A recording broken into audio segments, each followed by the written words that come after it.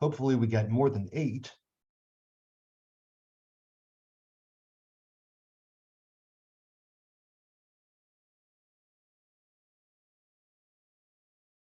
I think a lot of people are not coming because they know I'm recording.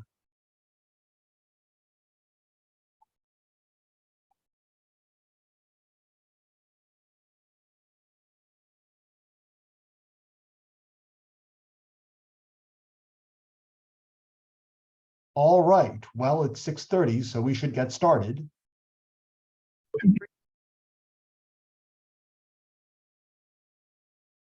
I'm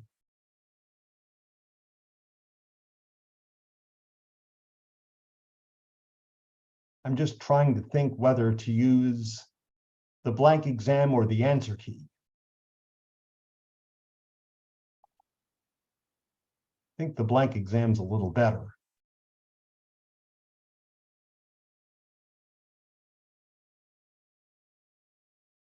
So you have problems like this on active.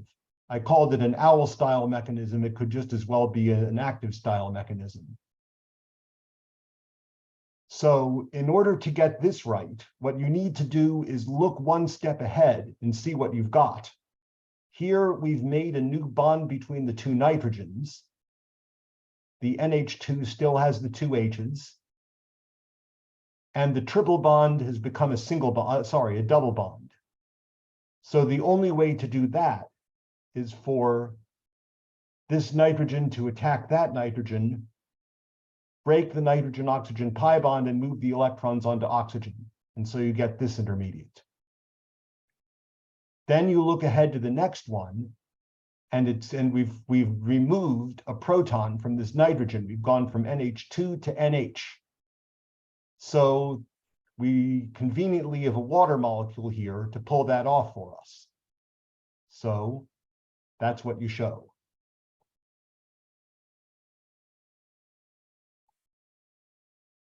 I can't draw arrows in ChemDraw quite as beautifully as I can with a pen, but we'll make do. And that gets us to this intermediate. If you look one step ahead, this oxygen on the nitrogen has been protonated. And we conveniently have an aqueous acid over here. So that's what we'll use. We use a lone pair and oxygen to pull the proton off of H3O+. We break the hydrogen-oxygen bond and put the electrons on oxygen, getting rid of the plus charge. And then we have this intermediate.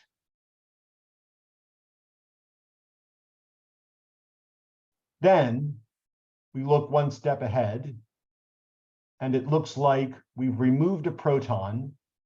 This single bond has become a double bond, and this double bond has become a single bond. So the only way to do that is for the water to remove the proton. We then break the nitrogen-hydrogen bond, push the electrons onto nitrogen. Wait, what am I doing? Not push the electrons onto nitrogen. We have to make the double bond. So the electrons in that nitrogen-hydrogen bond move in between the two nitrogens to make a double bond. And then we break the nitrogen-oxygen pi bond and push the electrons onto nitrogen. The whole function of that step is to get rid of the plus charge on oxygen. And so now we have this intermediate. Then when we look one step ahead, we've protonated the oxygen. So we'll use the aqueous acid to do that. And you get this intermediate. It's at this point that water leaves. You can see we've lost H2O, and we've also gone up from a double bond to a triple bond. And so in order to lose the water molecule, which we do, we have to use a lone pair from this nitrogen and push that in between the two nitrogen atoms in order to make a triple bond. And so that gives this intermediate. This is the point at which the aromatic ring does an electrophilic aromatic substitution. So this is just a chapter 16 reaction. And the nitrogen on the end is going to get attached para to the methoxy group because methoxy is ortho-para directing. So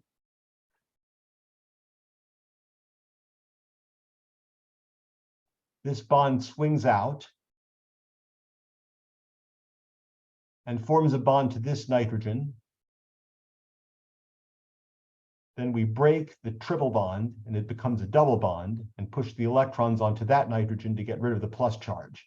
Avoid the temptation to attack the nitrogen with a plus charge. You can't form a fifth bond. So that gives this intermediate. And now all we need to do is deprotonate and regenerate the aromaticity in the ring, and we're done.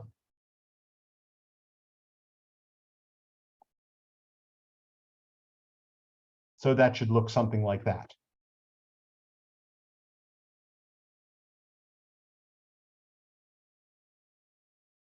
Make sense? Questions on that one? Could you please re-explain the one part where it takes off that radical off of nitrogen? There's no radical. Like right here on step 3 from the bottom to the top. You're probably talking about this step. Yes, sir. What happens, it's hard for me to do that without waving my hand, but this bond remains attached to this carbon and rotates out and forms a carbon-nitrogen bond right here. That's what that arrow is meant to show. So why is there only one electron at the arrow? Because the arrow is covering the other electron. Oh, okay, thank you. It's not really a radical.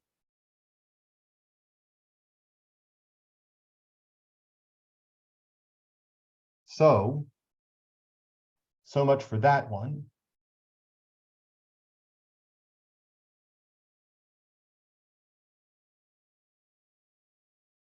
I just don't want to mess up my exam. Now for this one, I don't have the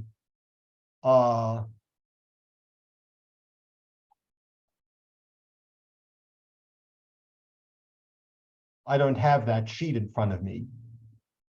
So I'm going to be making some guesses here. A purine base found only in RNA. The purines are the larger ones, and I don't think there is one that's found only in RNA. So this one should be N for none of the above. A purine base found in both DNA and RNA. Gee, I should know this. Are they guanine and adenine?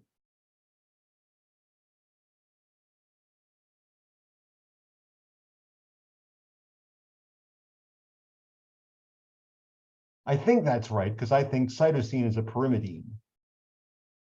Stop me if I'm wrong, by the way. A pyrimidine base found only in RNA, that will be uracil. And I also just want to remind again, I do not promise your exam will be the exact same format. In fact, I can promise it will be, there will be some questions of different formats. But I think any kind of review is helpful.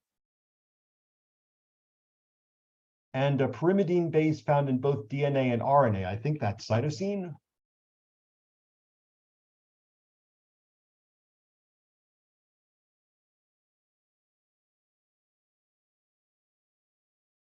Maybe I'll just make sure and look at the answer key.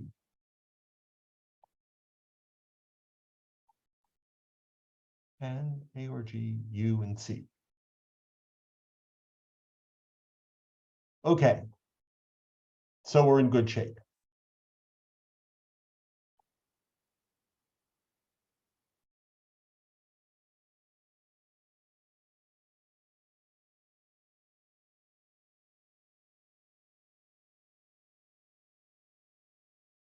Oh, gee, I already messed up my nice clean exam.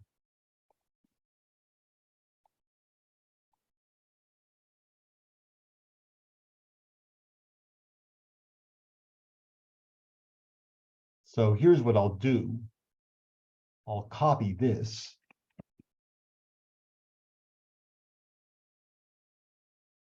Open up ChemDraw.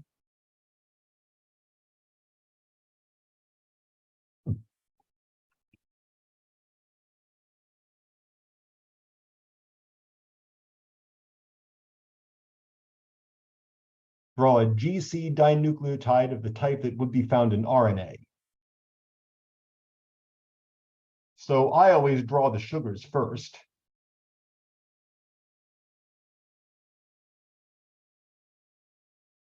So I want guanine,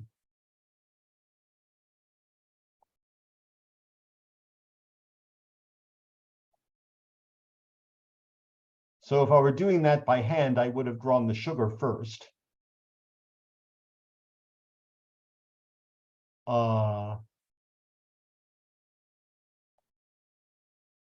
Then it says put a diphosphate group on the free 5' end.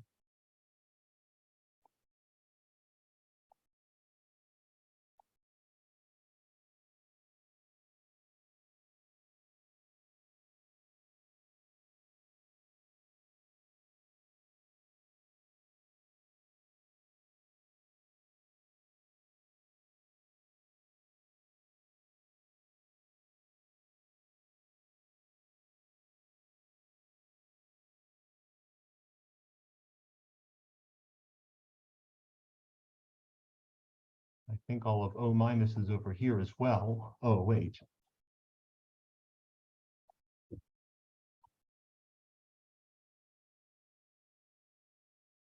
And then oxygen's over here.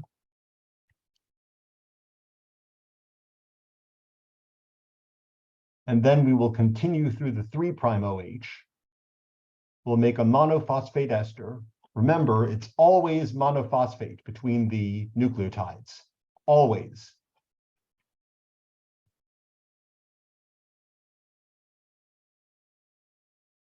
Without exception.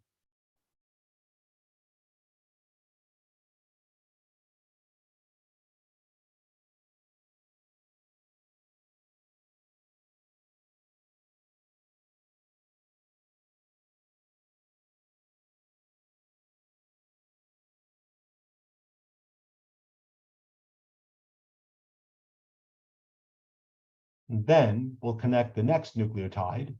Granted, you can't do it in one mouse click like this. Next, I want cytosine.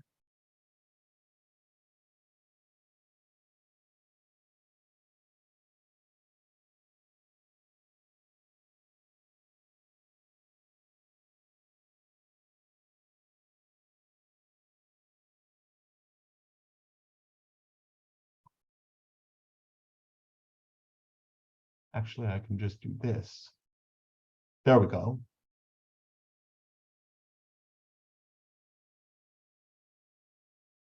And with that, I think we're done. Remember, you're going to be given the nitrogen bases. I don't expect you to memorize them. I don't have them memorized either.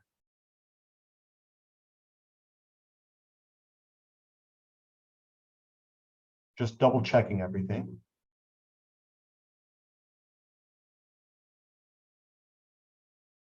Yep, so the guanine comes first, and then the cytosine.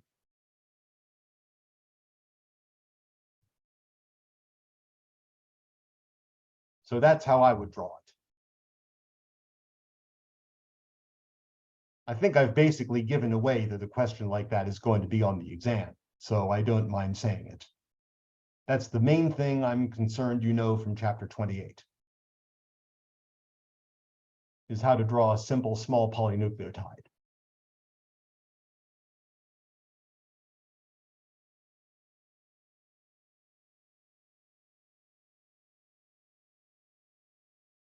Everyone comfortable with that structure then?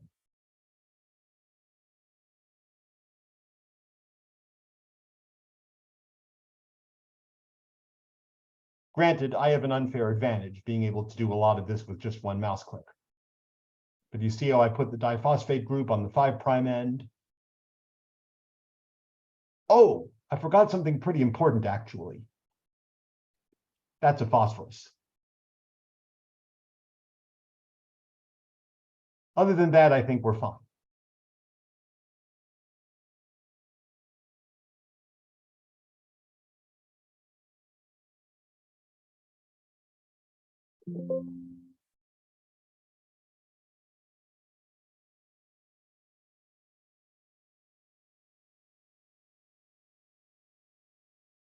Next, we have the synthesis page. You may or may not have synthesis reactions, synthesis problems.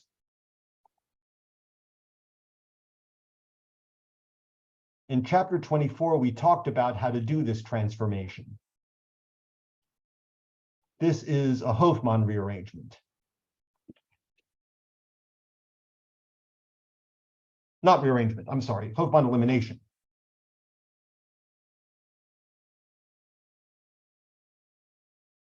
And the way you do that is you first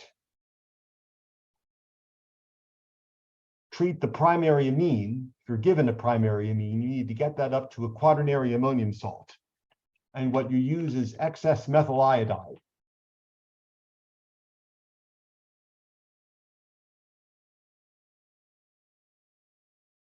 Someone is calling me.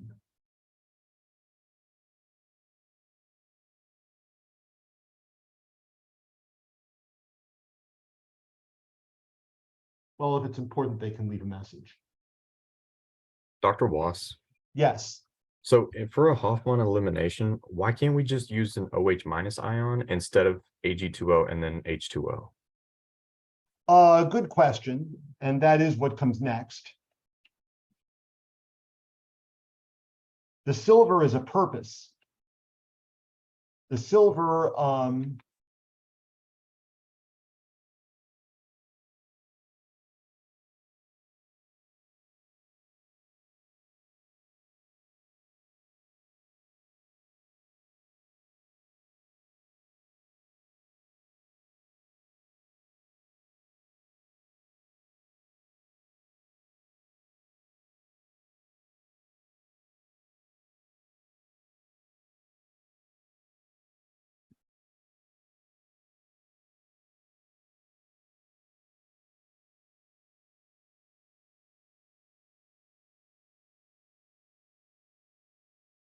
after you add the methyl iodide,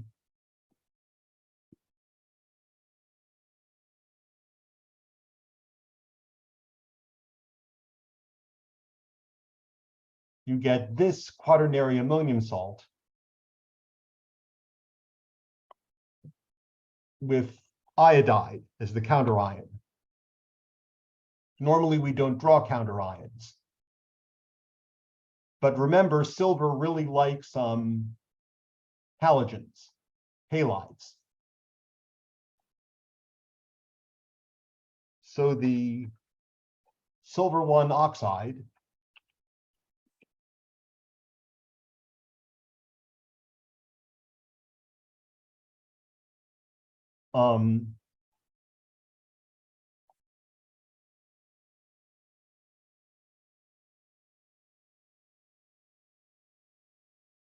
the silver 1 ion, Ag plus reacts with I minus and gives you AgI.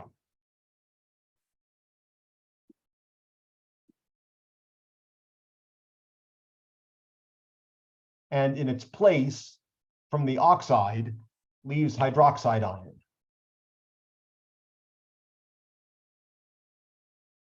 The O2 minus ion reacts with water, pulls off a proton from water and makes OH minus. So it replaces the iodide with hydroxide. So I don't know if it'd work just to add sodium hydroxide, but I think usually they add silver 1 oxide to do the job because the silver 1 takes the iodide away. Okay, yes, sir. Thank you.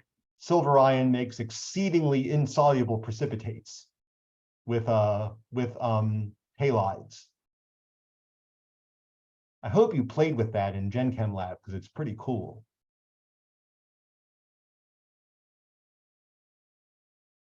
So once you've added silver 1 oxide to make the hydroxide ion, then all you really need is to heat it, if even that.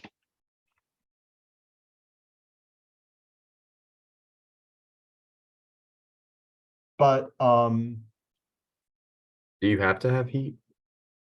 I don't really think so.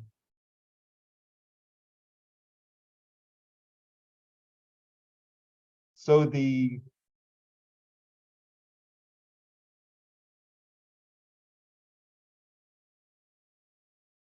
hydroxide ion goes where it can find the most room.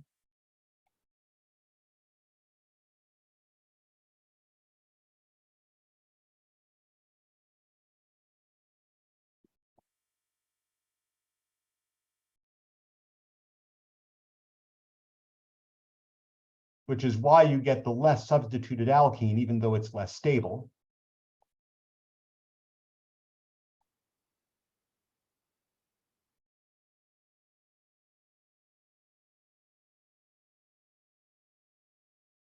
Pulls off the proton on the beta carbon, forms the alkene, and loses the trimethylamine as a leaving group. And you get the alkene.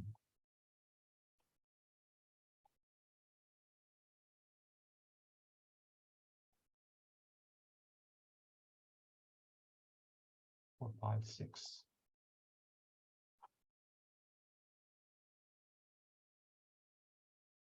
So that's how you get the alkene.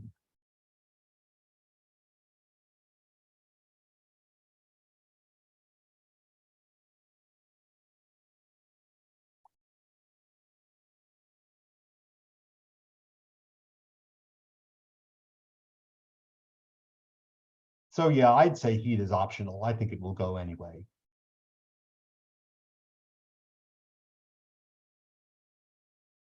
So far, so good? Yes, sir. All right, this one here we actually did today. I can think of two good ways to do this.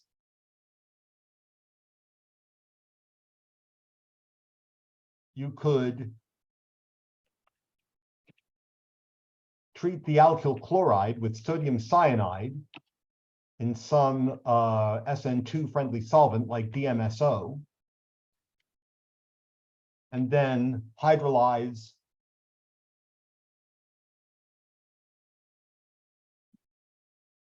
the resulting nitrile, and you'll get a carboxylic acid. So in between, you'll have CN over here, where the chlorine is.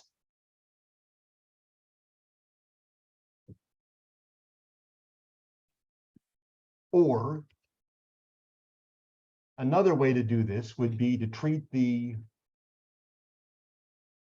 alkyl chloride with magnesium metal,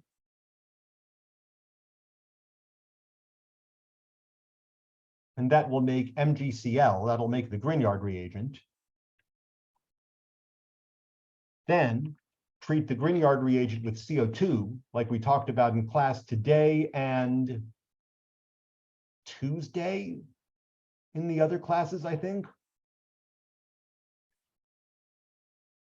And once you've done that, then you just need to acidify. And that will put, because the carbon dioxide will give you COO minus. And then when you acidify, it'll give you COOH. Remember, CO2H means carboxylic acid group. So I'm sure I accepted both answers. Both are equally correct. Dr. Wass, what are the reactants for the CR for the chromium oxygen compound For the chromium oxidation, you need a primary alcohol or an aldehyde. They will oxidize either, it will oxidize either of those to a carboxylic acid. Yes, sir. And it's not a primary alcohol. Yes, sir. Oh, so what is like the reactants, like CR3? CrO3 and H3O plus. Okay, CrO3. Or H2SO4.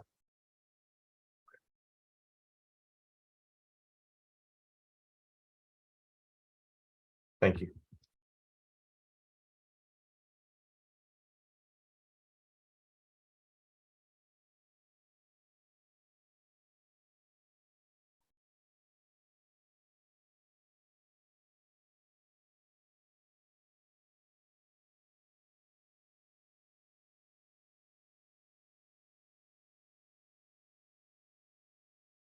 So this is either nitrile hydrolysis or carbonation of a Grignard reagent.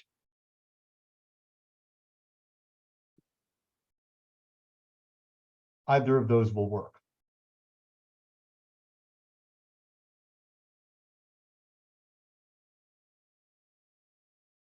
This one here we didn't really talk about in class much. It's a Wittig reaction, but we didn't go into details of making the Grignard reagent, though it's in the book.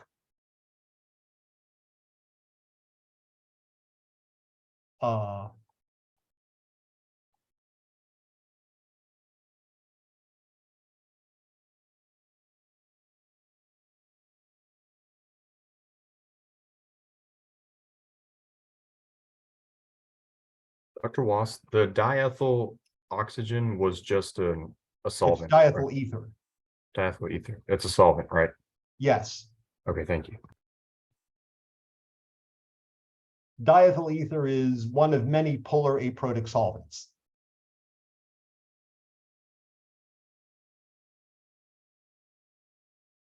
Which you can tell it's polar just by looking at it.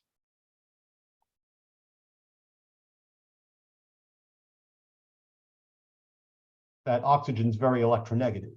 And so it's withdrawing electron density toward itself, making the compound polar like water.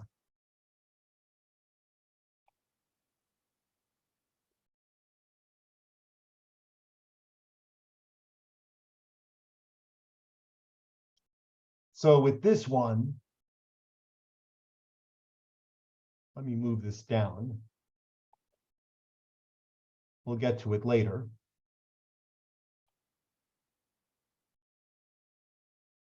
The first step is to make the phosphorus ylide.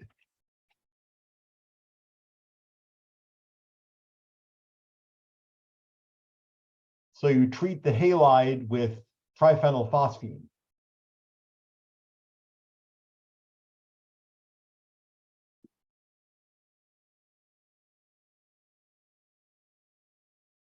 And the phosphorus is nucleophilic, just like nitrogen is. So it will attack where the bromine is and kick out bromide as a leaving group. That's just an SN2 reaction.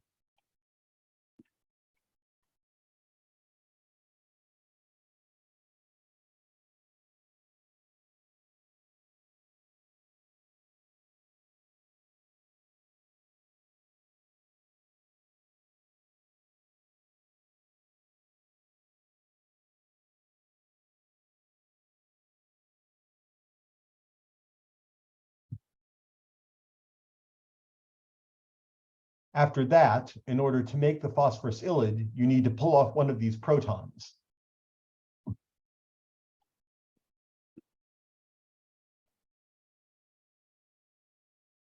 And you can do that with any suitably strong base. I think in the answer key, I put butyllithium. Active uses sodium hydride. Either of those will work fine.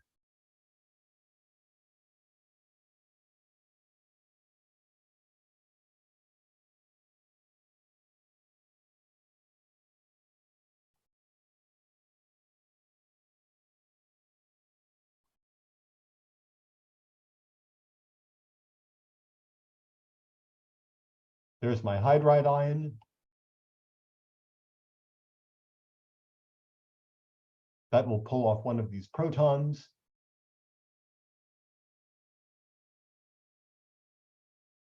And we move the electrons in between the carbon and the phosphorus.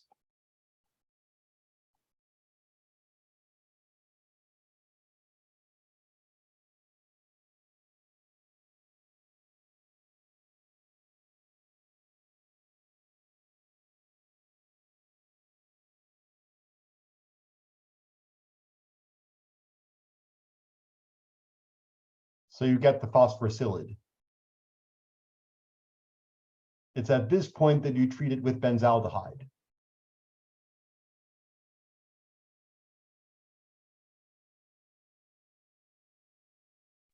Dr. Wass, where'd you get the hydride ion from? Sodium hydride.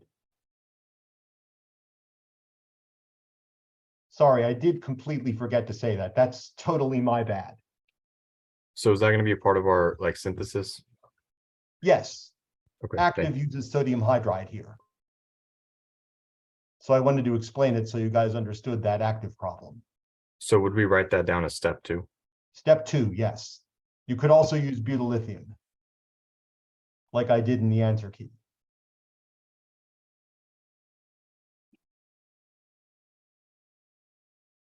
And you line up the benzaldehyde so that the oxygen is by the phosphorus.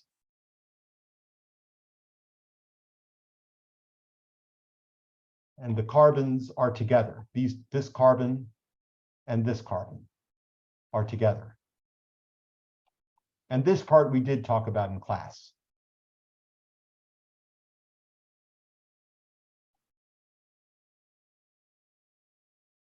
In the first step of the Wittig reaction, you form a bond between oxygen and phosphorus. Let me show a dotted line so you have a visual aid.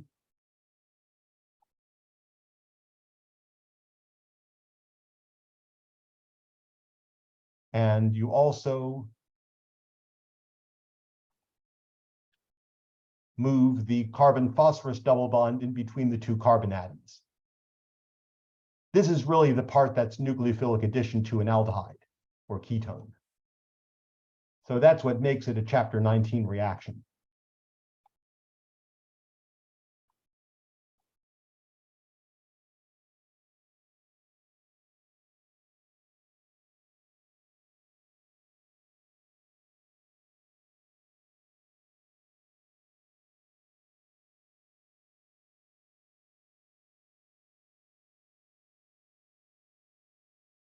And then you get the so-called oxophosphetane with the 4-membered ring. The 4-membered ring then decomposes. The phosphorus carbon bond moves in between the two carbons to make a pi bond. And the carbon oxygen bond breaks to make another bond between oxygen and phosphorus. Does carbon have a positive charge in between? Don't think so. Oh, never mind. No, it doesn't.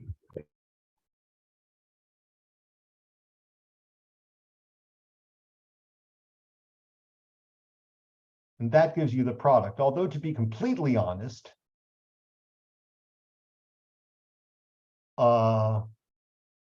since that Wittig, since that phosphorus ylide that we made is not what they call stabilized, I actually think I got this wrong. I actually think this should have been cis, not trans. But you do get the alkene then. And you also get triphenylphosphine oxide.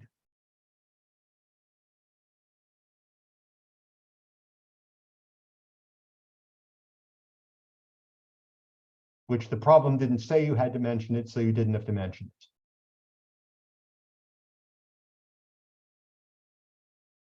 But this is a Wittig reaction.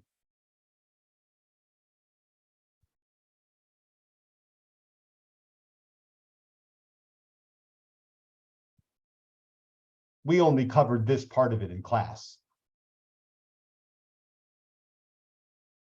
So as always, focus on what we did in class.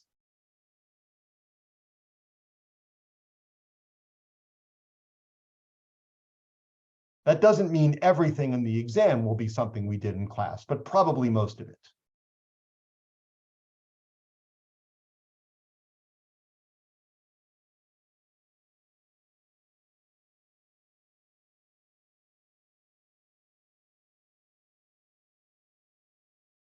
And I think that's it for that page.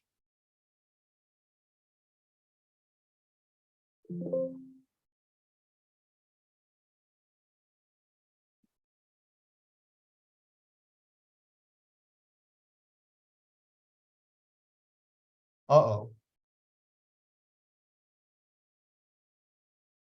Thought I'd broken my computer.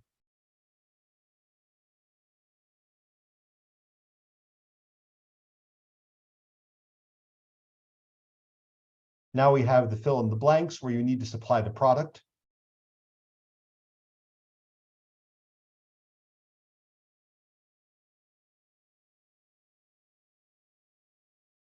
This first one is a Gabriel synthesis.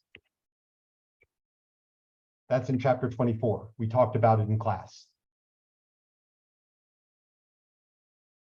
And the effect of the Gabriel synthesis is to replace the halide with NH2.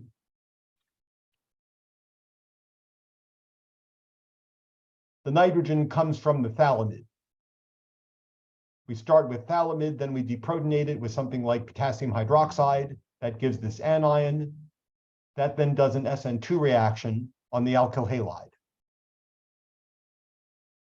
And then aqueous potassium hydroxide or sodium hydroxide will cleave off the phthalimide portion and just leave the nitrogen. That's actually a chapter 21 reaction. So we'll learn that mechanism later. The rest of the mechanism is very easy. The first step is deprotonating. This was NH and going to N minus. That's just an acid-base reaction. Hydroxide just pulls the proton off. That's nothing. And then the SN2 reaction you also know already. That last step, which really is the third step, we'll learn about in chapter 21. But I would say that's the best answer.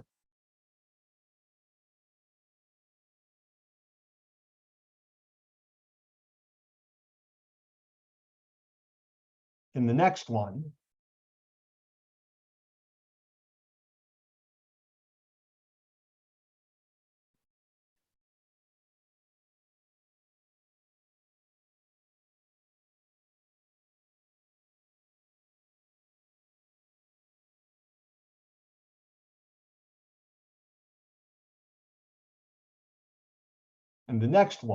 the azide ion does an SN2 reaction. Azide is a wonderful nucleophile.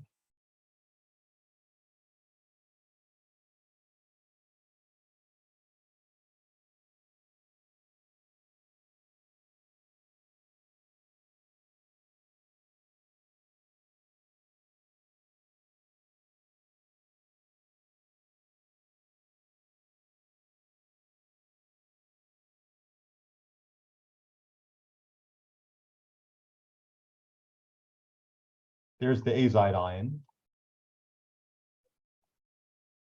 That does an SN2 reaction.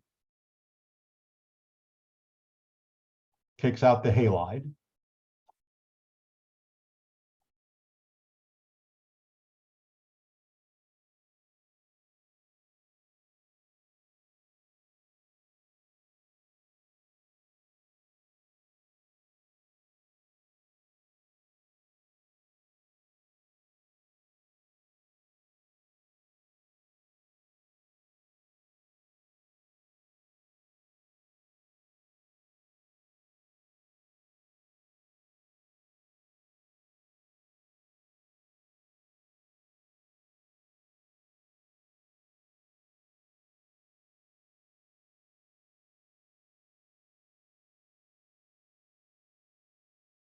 And you get the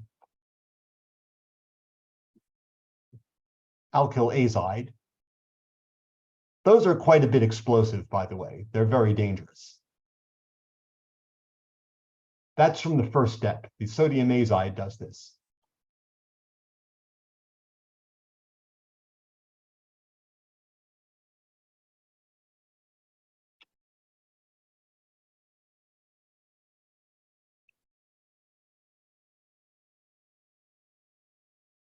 And the effect of the lithium aluminum hydride plus the aqueous workup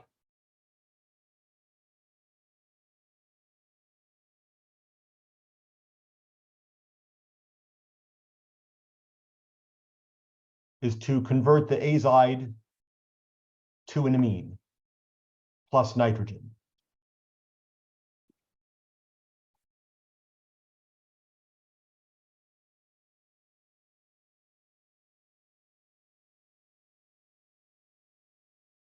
Which again, the problem didn't say you had to show. It said, give the major organic product. Nitrogen is not organic. What else was I going to say? This nitrogen here is this nitrogen. The other two nitrogens become the nitrogen gas.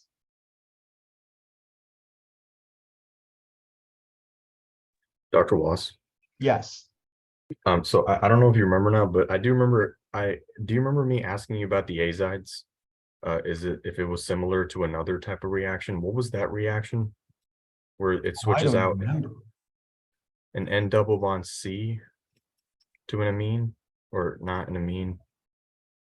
Like, what was the other reaction where you use LiAlH4 ET2O and H2O and switch it out Where to you an reduce a NH2? nitrile to an amine, maybe? Yes, sir. Yes, sir. Nitrile. Yes. So that would just okay. Reduces So C triple bond N to CH2NH2. okay. So wherever this N is right here that you've circled, if there was a CN there, it would be switched out to CH2 and NH2 Yes. with the other CH2 that's already there. Yes. So that method of, if you treated this with sodium cyanide and then reduced, you'd have too many carbons in the molecule. So that method would not work to make this amine. In other words, if you treated this with cyanide, Yes, sir. then it's like you said, you'd have C triple bond N here. Oh, so you'd have to have this bond right here with just an I without the CH2 on the left. Right. That one you could then do by making a nitrile and reducing the nitrile. Or you could make a Grignard reagent and carbonate the Grignard reagent with carbon dioxide, like we did in class today. So if there were one fewer carbon, either of those would work. But this one needs to be the azide. Thank you. Mm-hmm.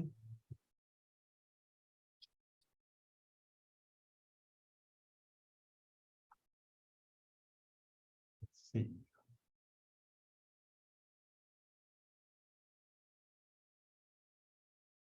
So I don't really have a name for this reaction. How about reduction of azide with LAH?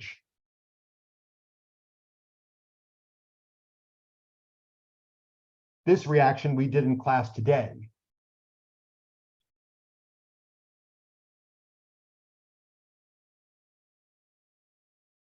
Treatment of a nitrile with a Grignard reagent. The product is a ketone.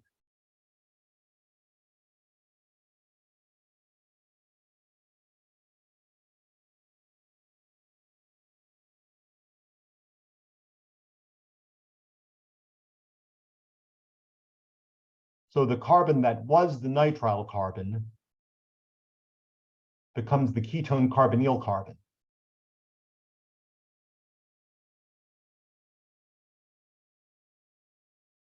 And then here's the ethyl group from the ethyl Grignard, ethyl magnesium chloride. So you should get that ketone.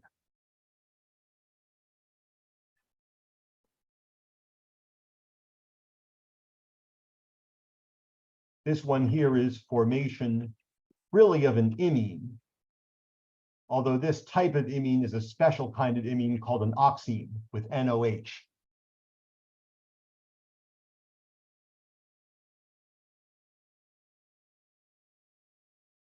But as we discussed in class,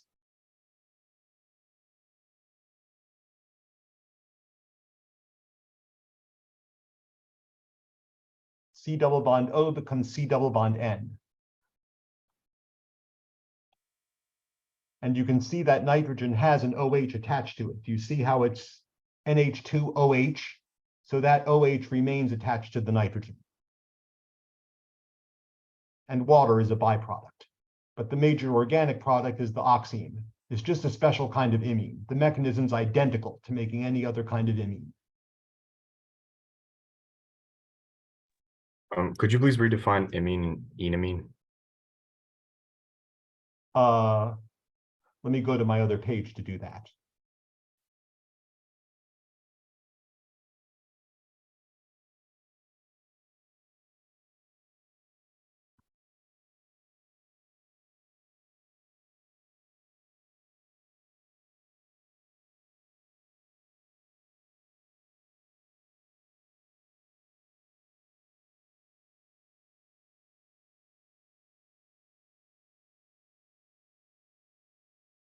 This is an imine. It's characterized by C double bond N.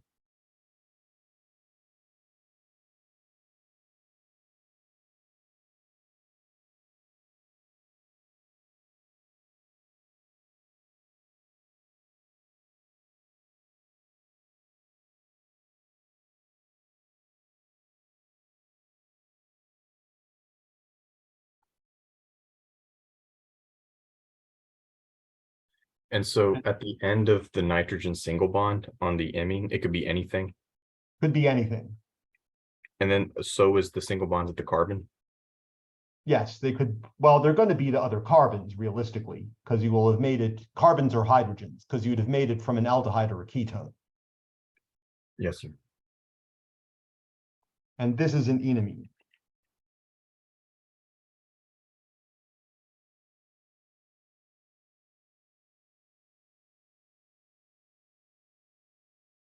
Just like the name implies, amine.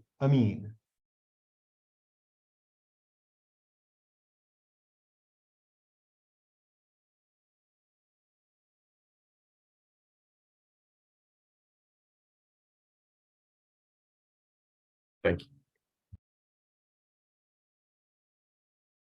And these are both reactions we did today in class.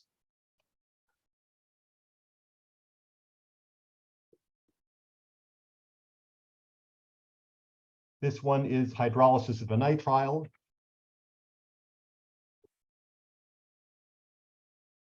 Which we said produces a carboxylic acid.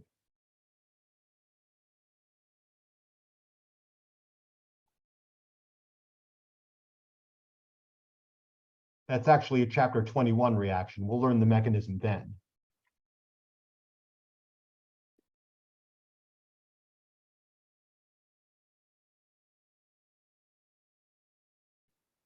So the carboxylic acid carbonyl carbon used to be the nitrile carbon.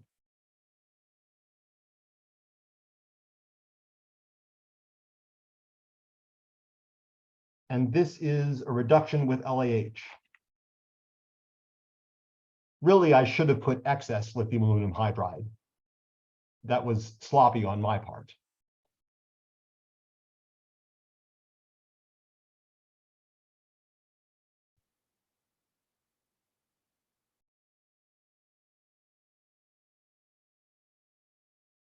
And lithium aluminum hydride reduces a ketone to a secondary alcohol. And it reduces esters and carboxylic acids to primary alcohols.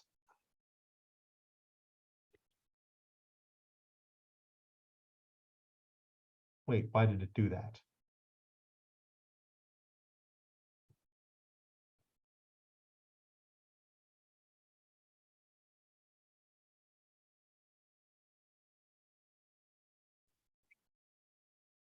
That's better. So it reduced the ester to a primary alcohol and the ketone to a secondary alcohol. If we had treated it with sodium borohydride instead of lithium aluminum hydride, it would only have reduced the ketone. It wouldn't have touched the ester. So that's chapter 17 stuff. That kind of got reviewed here in these later chapters. Could you please re-explain the one with the cyanide and then the carbonyl with, so does the ET2O react? Is that just the solvent with H2O workup? The treatment of nitrile during urine? I think you're talking about this one. Yes, sir. The ether is just a solvent. It doesn't react. Okay, so where did the carbonyl group come from? That's the oxygen in the carbonyl came from water. Okay, and so the ETMgCl, so the ether group, no, that's the ethyl group, sorry. The ethyl group is right there.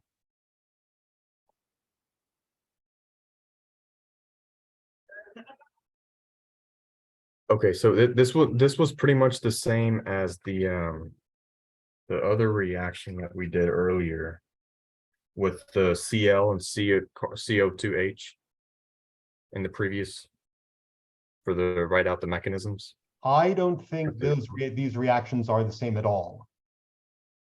That one is carbonation of a Grignard reagent. Oh, wait, are you talking about, did we treat the chloride with sodium cyanide? Is that what you mean? We treated it with Mg and then Et2O, and then that added the Grignard, and then we did CO2 and then H3O plus. Actually, I take it back. It is a little bit like that because you have a Grignard reagent attacking the nitrile carbon. Yes, sir.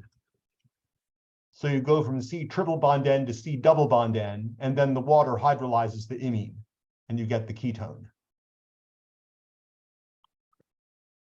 Yes, sir. Thank you. No problem.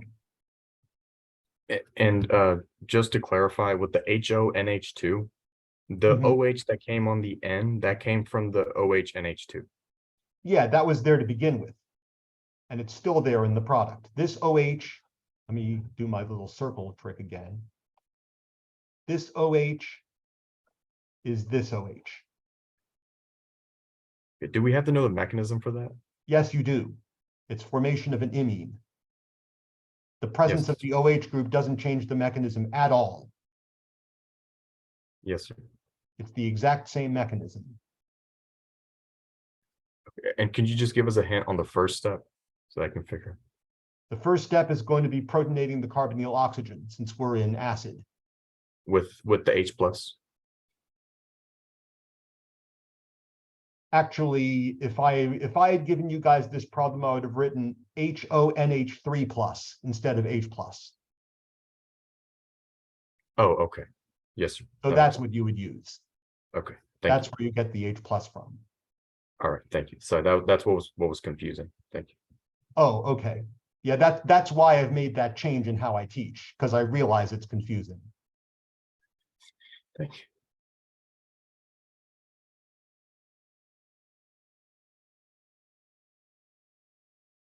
So much for that page then.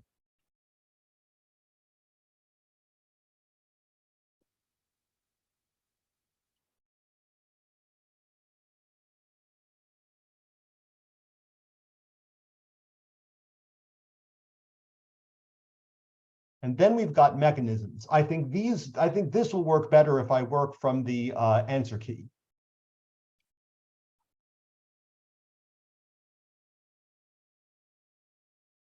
Sir, I think it'd be, oh, okay.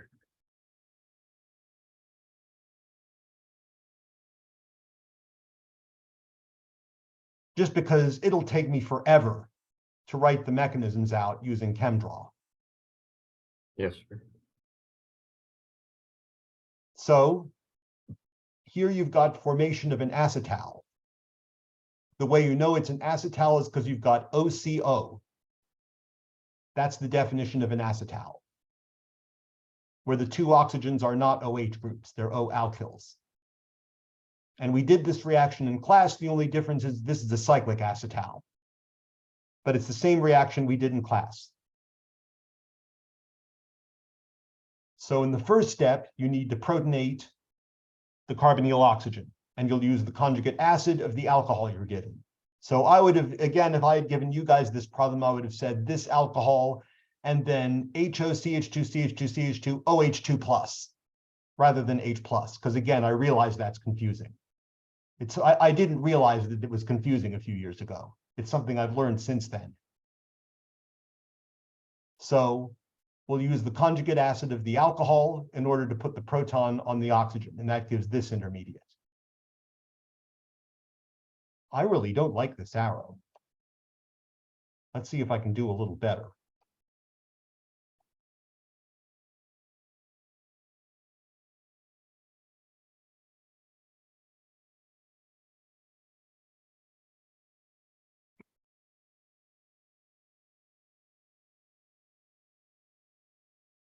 There, that's much better.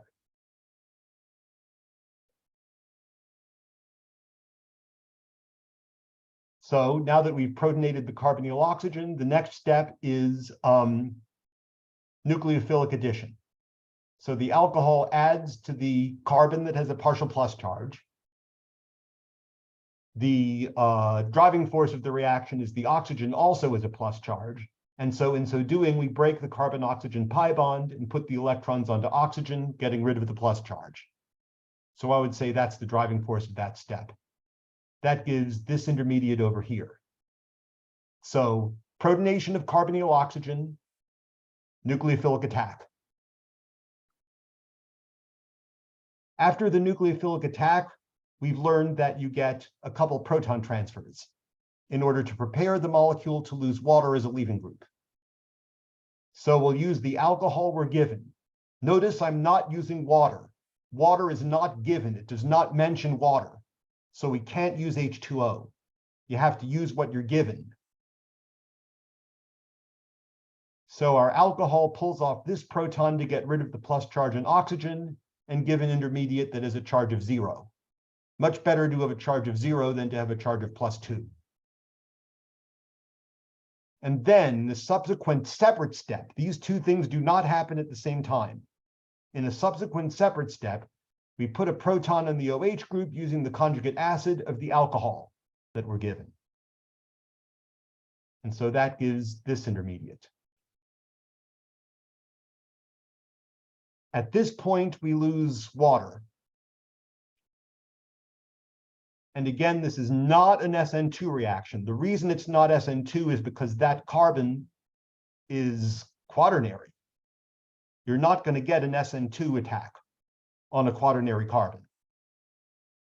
Or maybe I should call it tertiary. Either way, you're not going to get an SN2 attack. So we lose water, and the oxygen here helps out by pushing in an electron pair and forming a double bond. This now is ready for another nucleophilic attack. In this case, we use the OH on the end of the molecule, which closes a 6-membered ring. So that's a very favorable step. Anytime you have a 5 or 6-member transition state, it's very favorable. Didn't see it on the screen. So we close this 6-membered ring. Oh, and I didn't show it. That was sloppy of me. Answer key needs some work.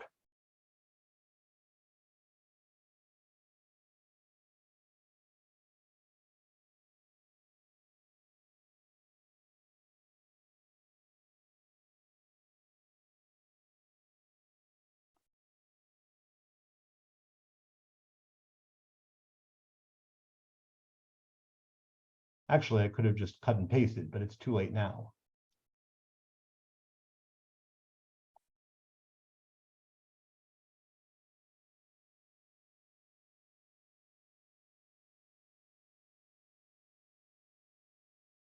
Dr. Wass, I had a quick question. Okay. Wait, so SN2 can happen on primary, right? Right. In In fact, so best on primary. what about the, yeah, there are no carbons.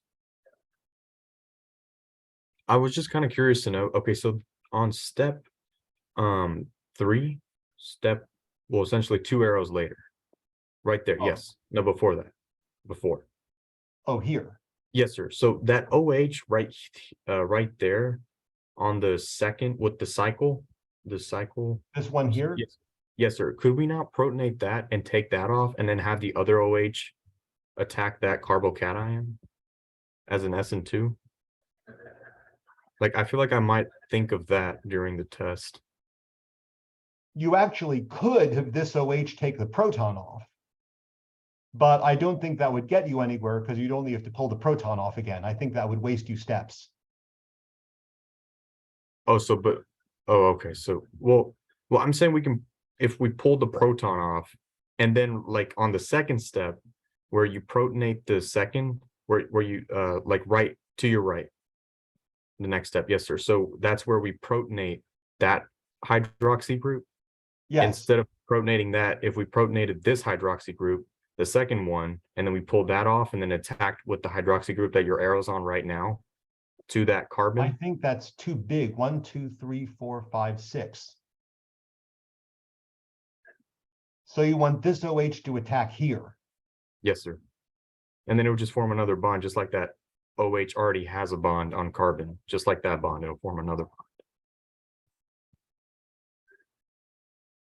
That's interesting because it's also a six-membered ring. You'll do anything to make this reaction shorter, won't you? Well, not to make it short. It's not, I'm not concerned about shorter or longer. Like, even if it's longer, if I knew what I was doing, I would go ahead and go with it. But I'm just thinking, like, I know for a fact on the test, like, if I were to think about it for myself, and if I didn't know, like, 100% sure if I had to use, like, my base knowledge, I know I would think something along the lines of that as a possibility as well. So I'm just nervous Well, to. the only reason I would say not to think about that is because always in imines and in enamines and all these other reactions we did, the proton went on the OH group that had originally been in the carbonyl. And certainly that would be the case if this were not forming a cyclic acetal. In other words, if that OH group weren't there. Okay. So if that OH group's not there, you don't have that option. But that's interesting. I never thought of that, I must admit. That would also close a six-membered ring.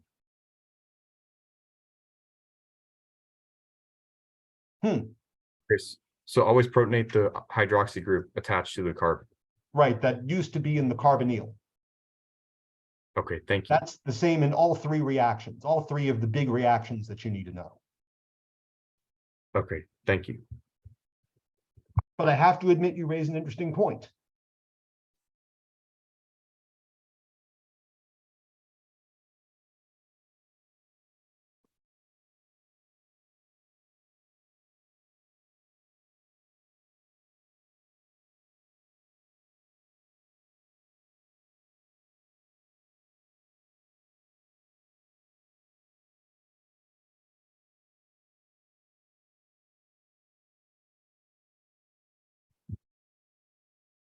That's better. So we show the alcohol pulling off that proton, and then you get the product.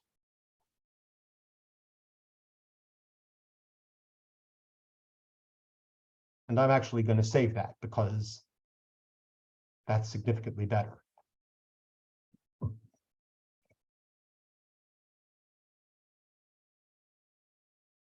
Good, so much for our cyclic acetal. And as to your question, my sense is the mechanism is going to be the same whether or not the acetal is cyclic. So that's the only reason I would avoid what you were thinking with protonating here.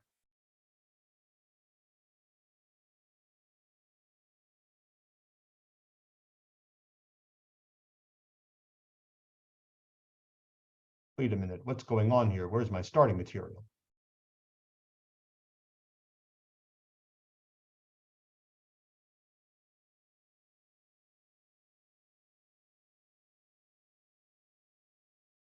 So it's got 5 carbons. 1, 2, 3, 4, 5.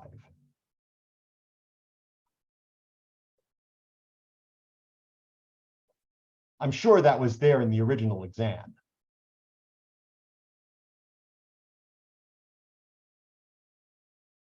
So you've got this primary amine, and you've also got its conjugate acid. That's what H+ means. It means you've got the conjugate acid of the other species that you're given. So if this had been in your exam, I would have given you this and this conjugate acid, because I think that's less confusing. So step 1, protonate the carbonyl oxygen, just like always. That gives you this intermediate. Step 2, nucleophilic attack, always. So the amine attacks. We break the carbon-oxygen pi bond and get this intermediate. Steps 3 Just and 4. To clarify. Sorry. Just to clarify, it is an imine, right? This is formation of an imine, yes. And the way you know it's an imine is because that's a primary amine. But also because you're given it. But yes, this is an imine.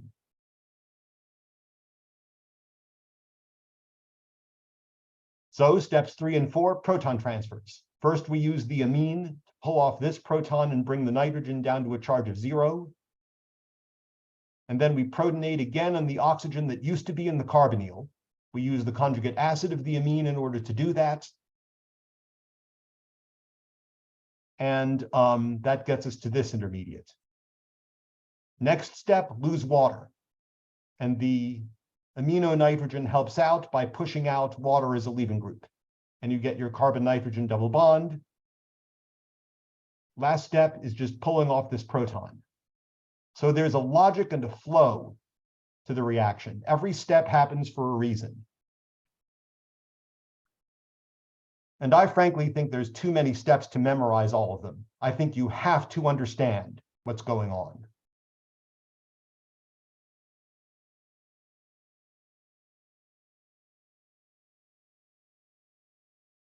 And the way to do that is by repetition, I would say.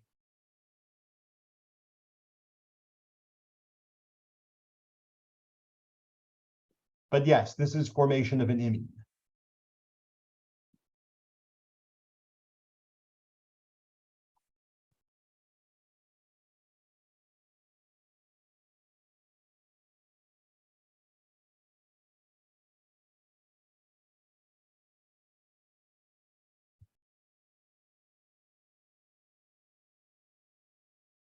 Good, and I think wait a minute, that was the last one? There's one more question. Oh, I see what I did.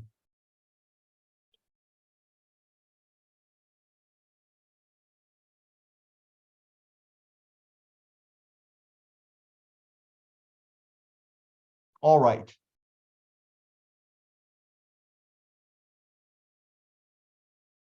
And the last one, this is a conjugate addition.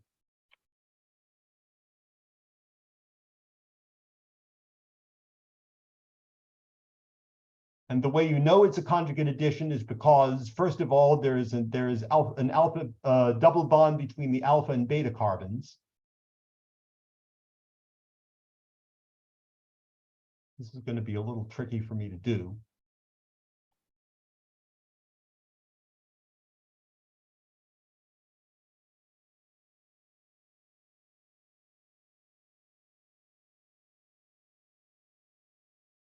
There's alpha.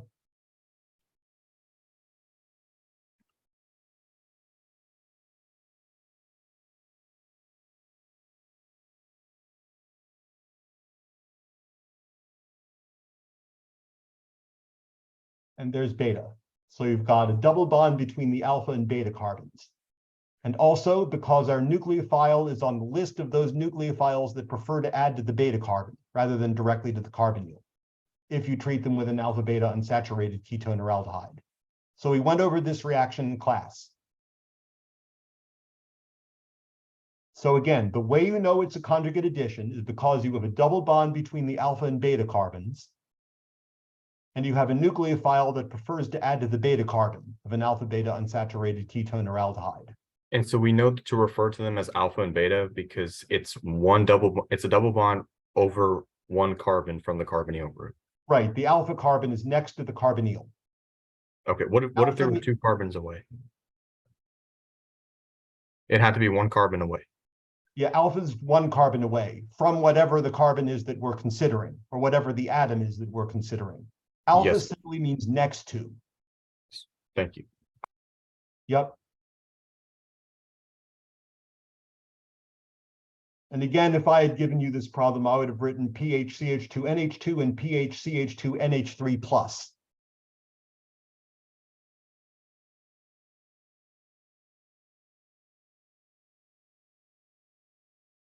Now that makes me want to check your exam to make sure I did that. I think I did.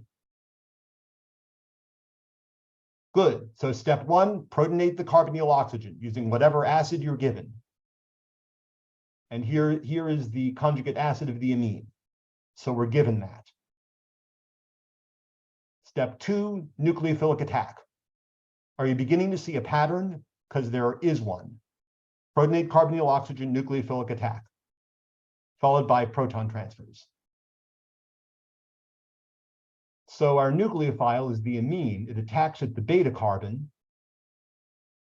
So you attack the beta carbon, you break the carbon-carbon pi bond and shift the bond over one place to be between the alpha carbon and the carbonyl carbon. And then you need to break this pi bond because otherwise carbon will have 5 bonds. So you break that bond and push the electrons onto oxygen, and you get this intermediate.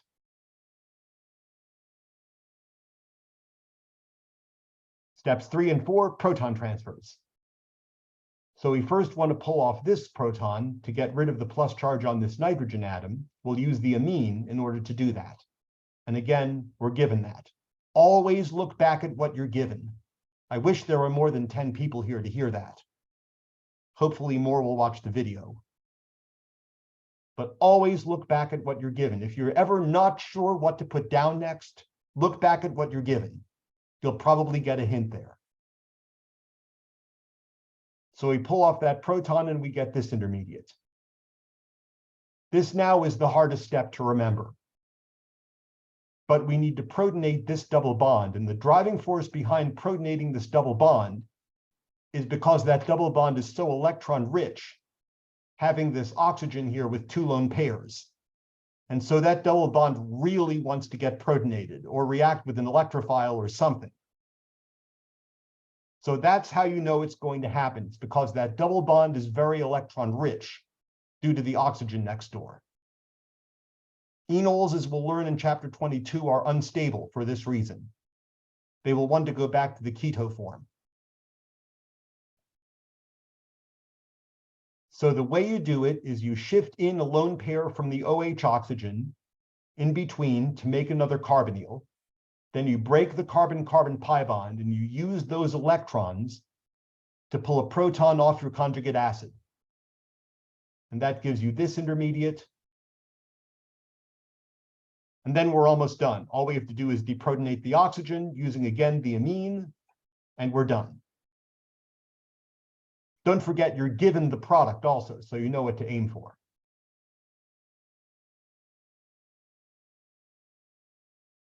So that's pretty much it.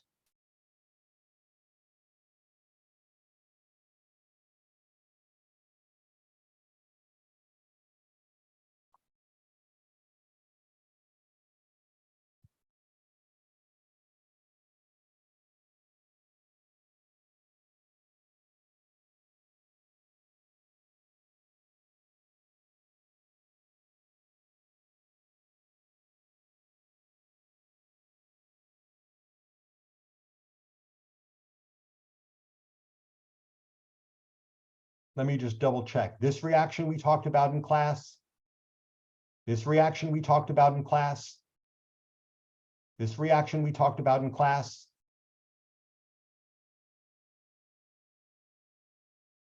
Yeah, this is formation of an acetal. This is formation of an imine. And this is a conjugate addition. Wait a minute, there's another one. Okay, this one is just making a hydrate, which we also talked about in class. So you need to know the mechanism in basic solution. You need to recognize that you've got sodium hydroxide. Thank you. Yeah, so you need to recognize that NaOH means OH minus. You'll notice I didn't put down sodium anywhere, didn't mention it, didn't acknowledge it. It plays no role in the chemistry, so you don't even write it down. If I really wanted to be nice, I'd write H2O and OH minus. But if I write KOH or NaOH, remember not to put down the sodium or potassium ion. It doesn't go anywhere. It just floats around and watches. It's a spectator ion. And so here we do not protonate the carbonyl oxygen first. The way we know to do that is because we're not in acidic solution. We're in alkaline solution. And the way we know it's alkaline solution is because it's NaOH. I think after 2 semesters of Gen Chem, you know NaOH is a base. So the first step is just nucleophilic attack. Hydroxide attacks the carbonyl carbon. We break the carbon-oxygen pi bond and put the electrons on oxygen to make O minus. And then to go from O minus to OH, we pull a proton off of water, which is the other species that we're given. So once you do that, you get the product. 2 steps. Would H3O plus work? Because I'm asking because I just did a question right now on active and You're absolutely right. It certainly would, but the mechanism would be different. Okay, yeah. The mechanism would start with protonating the carbonyl oxygen. Actually, Let's It's do that. plus. Yes. Like H3O plus instead of H2O? Yes, Yeah. do that mechanism now, since we have time. And it's still not that many steps.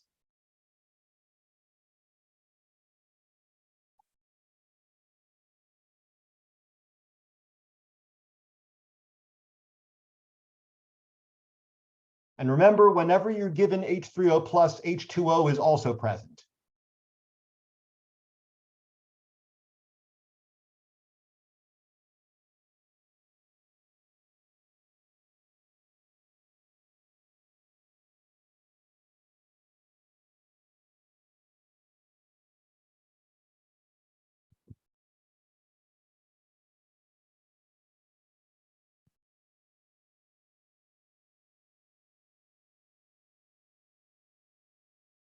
So step one, the same as it always is when you're in acidic solution. And I think I can give you this as an always. Protonate the carbonyl oxygen.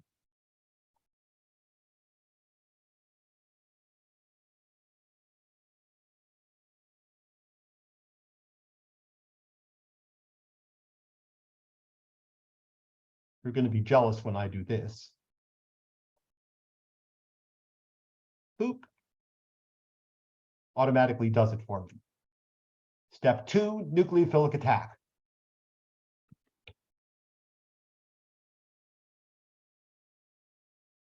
Using a water molecule. Remember, H2O is always present when you have H3O plus.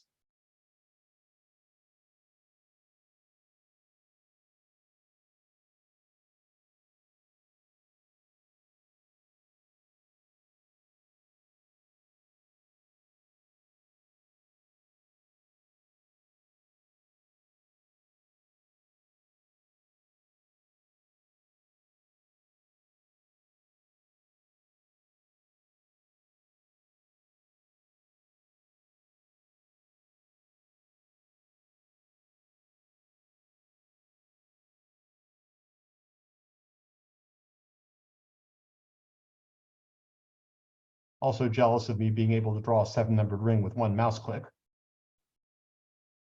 Well, you can do the same thing on active, actually.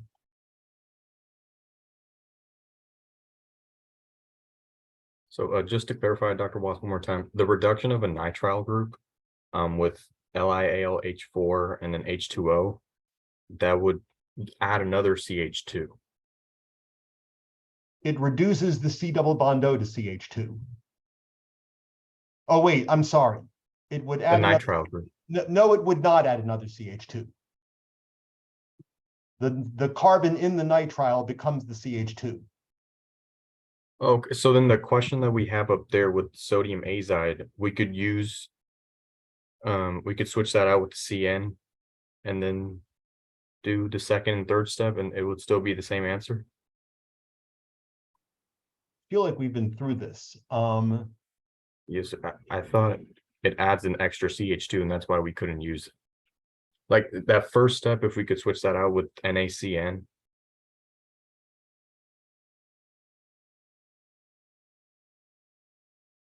No, it is going to add another carbon. I'll do that problem too before we stop. Okay, thank you.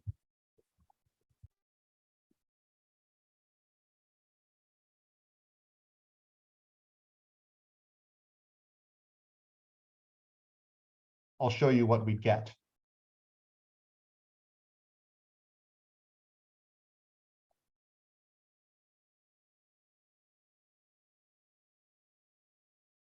So you get that intermediate.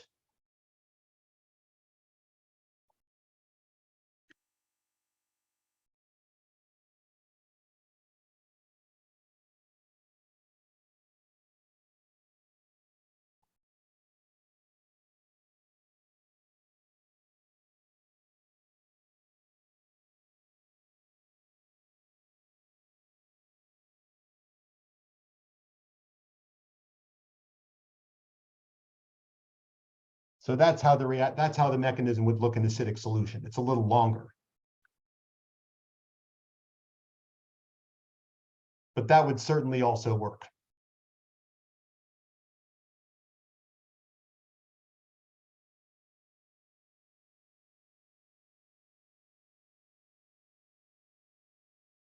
Now let me just keep all this.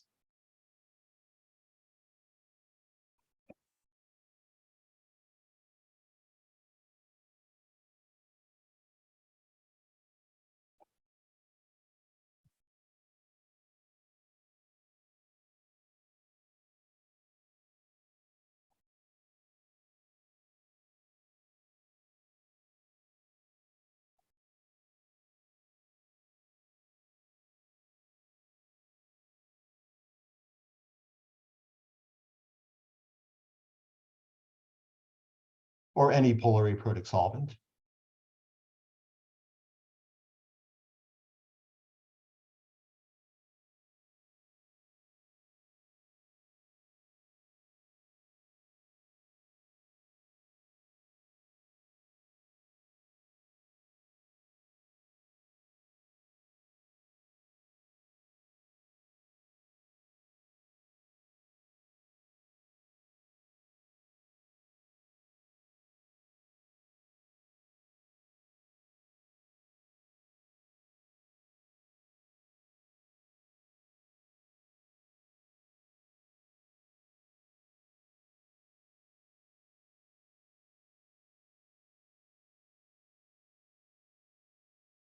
So you see you'd get a different compound. The carbon in the nitrile becomes the CH2. So this has one more carbon than this compound. So that would not work. It would give you a different compound.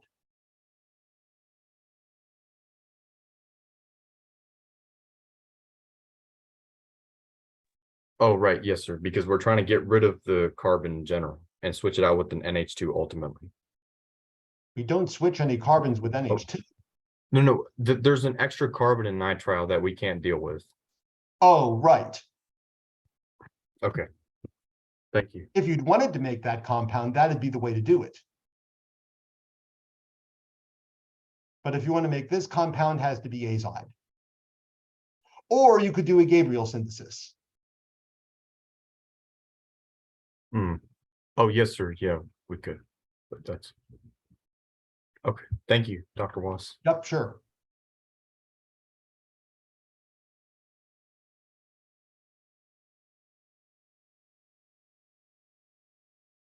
Well, we still have a little bit of time.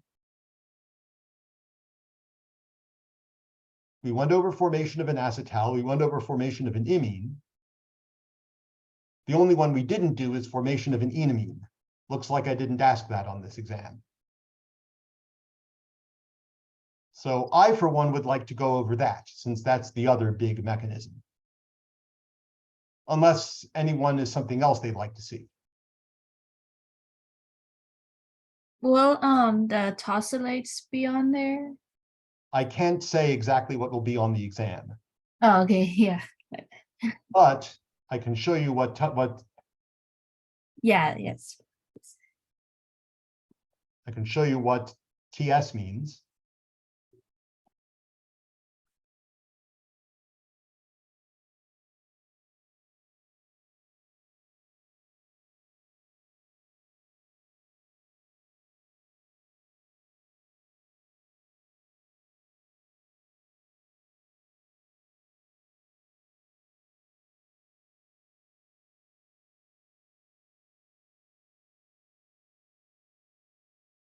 That's TSOH.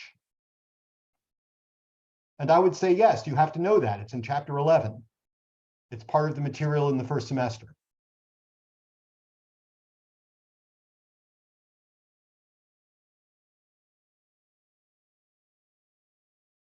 And I would say you should know that toluene sulfonic acid is an acid. So if you add water, you will get H3O plus.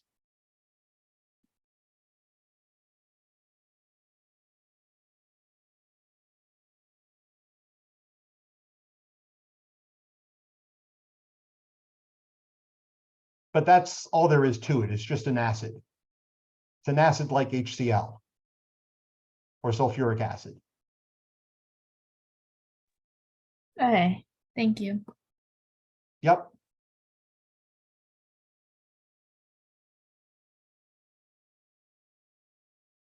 So should I do the enamine? Yes, sir, please. I'm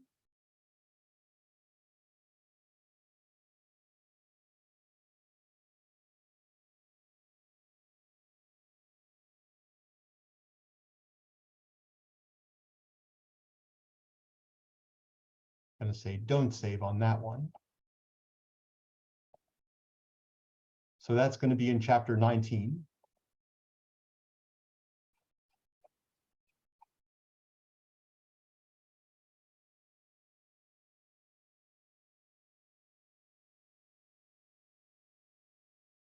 So you get an enamine when you treat an aldehyde or ketone with at least one alpha hydrogen. This particular one is 3 alpha hydrogens, with a secondary amine and an acid catalyst.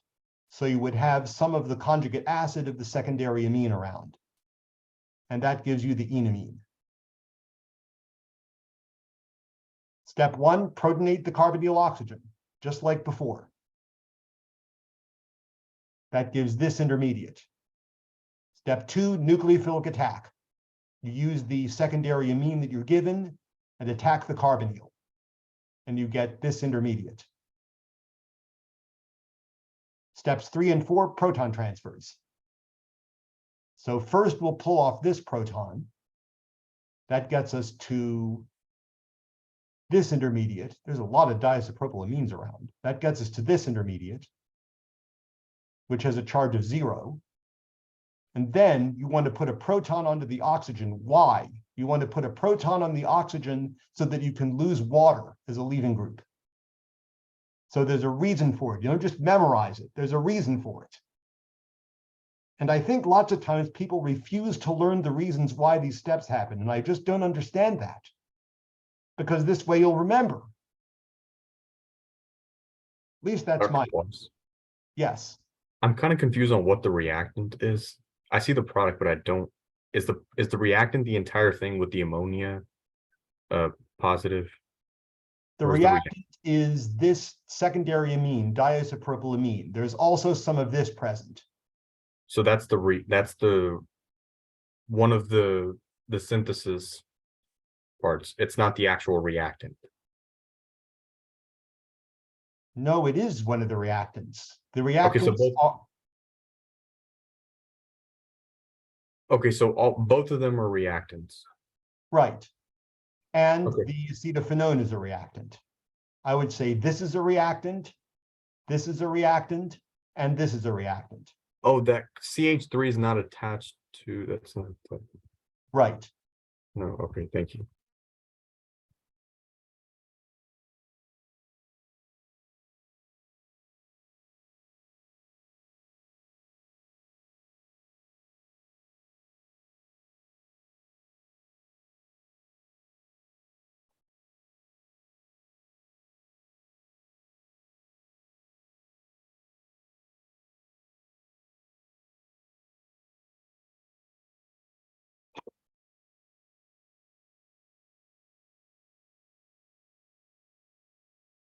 Does that make it clearer?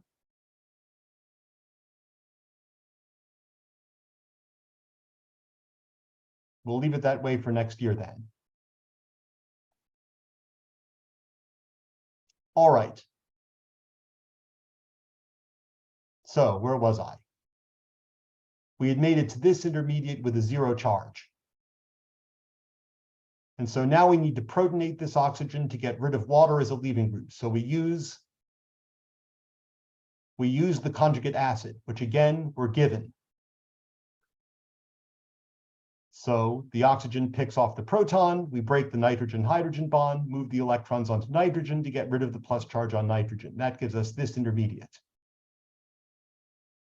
And then in the next step, we lose water as a leaving group, assisted by the nitrogen, which can donate its electron pair inwards to form a carbon-nitrogen double bond. And yes, I flipped it over here. But other than that, it's the same thing. Now, when we were making an imine, all we had to do is deprotonate the nitrogen. We can't do that here because there are no H's directly attached to the nitrogen. That's important. You need to know that. You need to know why this step happens.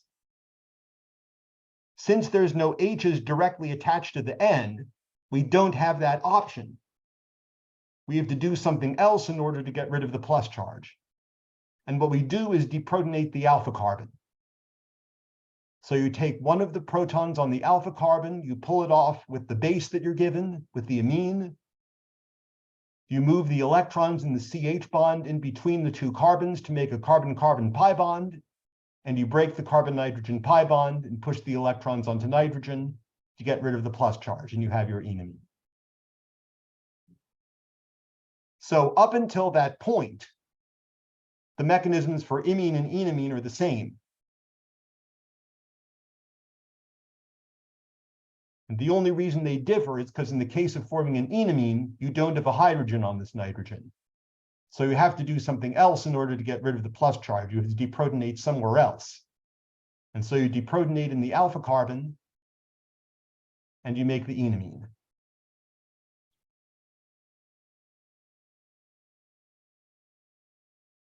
So I would say you have two big reactions to know. I mean, there's probably others. We could talk about that reduction reaction, for instance, but the two main big reactions that you have to know are formation of an acetal, and imine and enamine really are the same thing, except until the last step. So there's really only one thing you have to learn until the last step, and then you make your decision based on whether you're making an imine or an enamine. If you're making an enamine, you deprotonate in the alpha position. If you're making an imine, then you just deprotonate that nitrogen and get rid of the plus charge that way.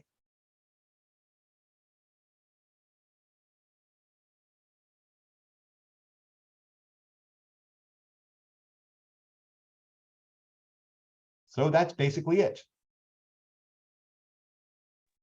Dr. Wass, just Yes. so if I understand that you can't tell us like anything like specifically on it, but like, I mean, like overall content wise, do you think like this review covered like pretty much most of the reactions that we've done in class and like I learn? think this review has been helpful for the exam, yes.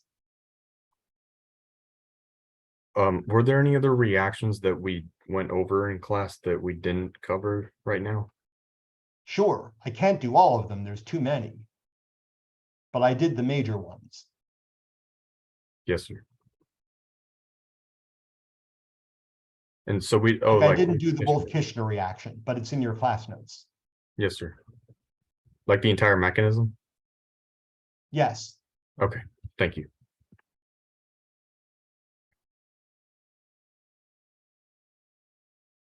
Well, the Wolff-Kishner reaction comes in two parts.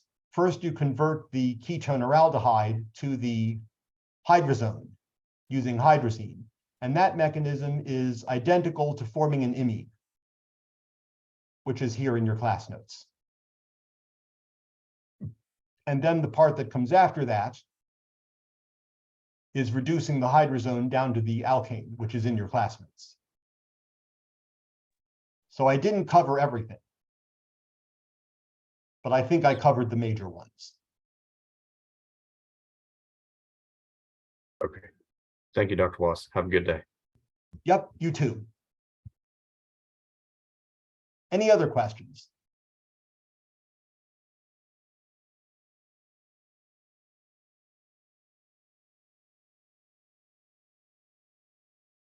I'm just gonna like see to make sure I got it. So for the enamine, the step that's like different, we have to deprotonate the alpha carbon, which makes it into a carbon-carbon bond, and then from there that pushes it onto the nitrogen. Yep, exactly right. Okay, and if like it was for the imine, you just deprotonate the nitrogen. Yeah, just deprotonate the nitrogen. With the Alright. enamine, you don't have that option.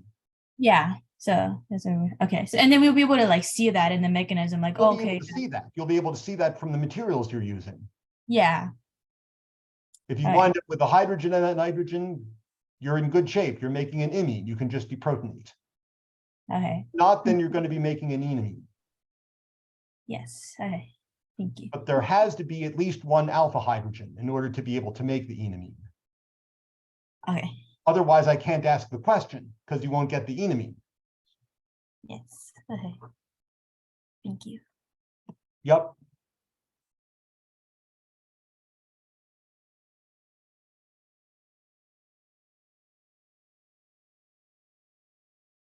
All right, well, I will probably put this on YouTube sometime tomorrow, since it takes, I don't think I'll be able to do it tonight, since it takes some time for the video to finish being made. Hope I still remember how to do that. I did it once, I should be able to do it again. So other than that, I'll see you guys Monday or Tuesday.